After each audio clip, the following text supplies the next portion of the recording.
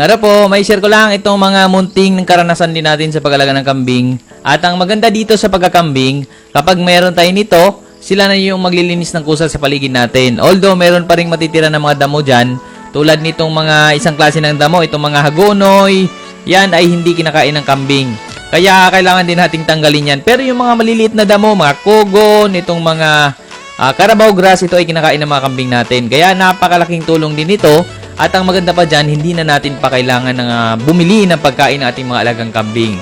Kung mayroon naman tayong mga likod bahay dyan na may mga damo, kinakain na ng mga kambing dyan. Ang pinakapuhunan natin dito ay mismo yung kambing lang natin. At kung mayroon tayong mga available dyan ng mga pabahay, yung mga existing na bahay dyan, existing na bahay ng manok na hindi naman ginagamit, pwede naman natin temporarily na ilagay muna yung mga kambing natin dyan habang tayo yung nagsisimula pa lang. Okay, dun sa mga dulo, sa ilalim ng mga bahay natin, pwede na dyan yung mga kambing muna natin. Pero pag dumami na sila, or kapag wala talaga tayong masilungan sa kanila, kailangan din natin na magpatayo ng pabahay nila.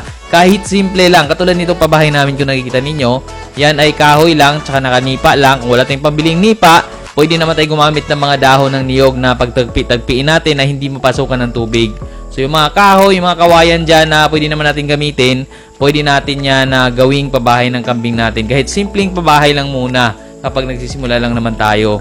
So yan yung maganda dito sa pagkakambing. Kaya lang, dito sa pagkakambing kapag nagalaga tayo ng mga native, mga upgraded, hindi natin masisigurado na talagang kikita tayo dyan. So yan lamang ay panimula natin dahil yan yung magiging stepping stone natin, yung magiging daan natin para doon sa pag-alaga natin ng mas magandang lahi pa na kambing. Dahil sa ngayon, mahal yung mga ganong klaseng kambing, yung mga purebred na, yung mga malalaking klaseng kambing, napakamahal ng presyo. Kaya ang dami ring naiinganyo na mag-alaga ng ganong klaseng kambing. Kaya lang, mas maganda pa rin na dumaan muna tayo sa mga ganitong klase, mga native, mga upgraded, para kahit papano ay mapag-aralan muna nating maigi yung pag-alaga nito. Pero kapag marami ka rin namang mga native na kambing, mga upgraded na kambing, hindi rin malayo na kumikita ka rin. Lalo na kung kaya mo na mag-produce ng kambing sa bawat araw na isang kambing or kaya sa bawat linggo makapag-produce ka ng isa, napakalaki na nun. Napakalaking income na nun kapag maramihan na. Pero kapag kaunti pa lang, masyado kailangan habaan pa din natin yung mga pasensya natin. Dahil kailangan pa rin natin ng mahaba-habang panahon dyan. Tulad naman nabanggit natin madalas, at ito yung pinakamaganda kapag nagsimula din sa kaunti, kahit na hindi naman agad-agad dyan ay napaparami natin, maganda dito dahil habang tumatagal, nagle-learn tayo, nagkakaroon tayo ng maraming kaalaman. Nalalaman na natin sa umpisa pa lang. Nung kaunti pa lang, nalalaman na natin yung mga problema na maaari nating tahakin, lalo na kapag marami na yung kambing natin. So, doon pa lang talagang makapaghanda na tayo kung ano yung pwede nating gawin. Kapag maramihan na, alam na natin agad kung ano yung pwede nating gawin. Alam na natin agad kung ano yung mga kailangan nila, kung ano yung mga dapat nating ibigay sa kanila para sila ay magkaroon ng magandang kalusugan. Tulad sa amin, habang tumatagal, mas natututo kami na itong mga kambing pala kapag tag-ulan, madalas ay merong mga nagkakasakit. Lalo na yung mga maliliit na kambing. Kapag di natin yan nagamot or kapag hindi naagapan yan, ilang araw lang ay mawawala na yan. So, yun yung napakasayang na pagdating dito sa pagkakambing. At saka itong mga kambing, kapag napabayaan natin, ay mabilis ding pumayat. Kaya kailangan talaga nila ng tamang pag-aruga, tamang pag-aalaga.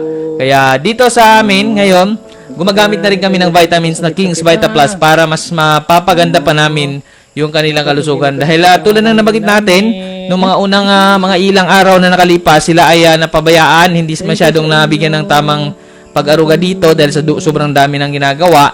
Kaya medyo marami dito, medyo nangayayat. So ngayon, talagang pinupurgan na rin namin ito at talagang todo kami sa vitamins para bumalik yung kanilang pangangatawan. So maganda dito sa pagkakambing, talagang na-enjoy natin ito kapag kahilig din talaga natin. So kapag pinasok din natin itong ganitong klaseng negosyo, kailangan mahilig din tayo dun sa ginagawa natin. Kailangan may passion din tayo dun sa ginagawa natin. Dahil kapag wala tayong hilig dyan, ang tinitingnan lang natin yung kita. Pagdating ng panahon, talagang mapapagod tayo, mabilis tayong mapagod. Dahil nga, hindi naman talaga natin gusto yung ginagawa natin. Na-enjoy lang natin dahil sa income. So mas magandang na-enjoy natin yung alaga natin. Kahit na walang kita, magiging hobby muna natin. Malaking tulong na yan para mas lalo nating mapapaunlad yung pag-alaga natin ito mga klase ng ganitong kambing. So sa amin ito mga native muna at yun tulad na nabanggit natin, hindi talaga ito very kikita. Hindi talaga ito yung klase ng pagkakambing namin na talagang income na makakapasok ng income sa atin lagi. So ito ay talagang hobby lang at ito yung ating magiging stepping stone. Ito yung magiging daan natin. Konti muna habang tumatagal, pag napaparami natin ito, so pwede rin tayo mag-upgrade nito na mas malalaking lahi. Pero sa amin, mas gusto pa rin namin na i-upgrade sila na meron pa rin mga dugong native. Ito mga native, sanay ito sa klima dito sa Pilipinas. Kapag doon naman kami sa mga hybrid, kailangan meron na kaming handa na puhunan. At saka ready rin kami kapag nagkakasakit. Dahil yun ay mahal, may mga kambing tayo nakikita na sa 25,000, 150,000 bawat isang piraso. So napakalaki ng magiging sakit sa ulo kapag yun ay nagkasakit or namatay. So kailangan natin talagang handang-handa tayo bago natin gawin yung ganong klaseng pagninegosyo sa pagkakambing. Kapag malalaking lahi na yung pipiliin natin, kailangan magaling marunong na tayo. So at saka meron tayong mapagtatanungan na mga breeder kung saan pwede rin doon sa pinagbilhan natin. So ito ay based lamang din sa naging experience namin dito sa pagkakambing na na-share din natin para hindi naman talagang tingin natin agad na kikita tayo dito. Kailangan magising din tayo na hindi naman talaga ito kikita agad. So dahan-dahan naman kapag nanganak ng lalaki may maibibenta tayo. Pero kung nais natin na mag-upgrade, talagang wala pa rin tayong mabubulsa dyan. Kasi yung upgrade na tayo ng upgrade, halimbawa kung pabahay, i-upgrade natin. O kaya yung mga lambat nila, i-upgrade natin, palawakan natin. So gagastos pa rin tayo ng gagastos ng tuloy-tuloy. Kaya itong pagkakambing, hindi natin dapat tingnan nito na talagang mabilisang income. Pang matagalan ito.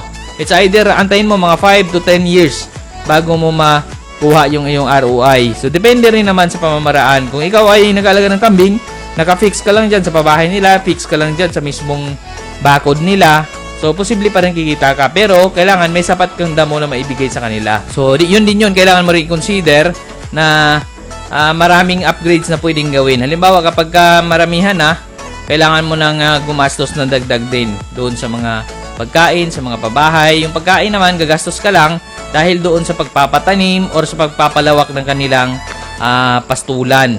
So, yun yung mga posibleng gagastusin mo rin. Pero, kung kaunti lang naman yung kambing natin, 1, 2, 3 o mga ilan lang yan, so pwede na yan kahit itali-tali lang natin sa ilalim ng mga puno. Malaking tulong na yan para sa ating pagkakambing. So, ayun, yun lamang po muna sa ngayon. Maraming salamat po.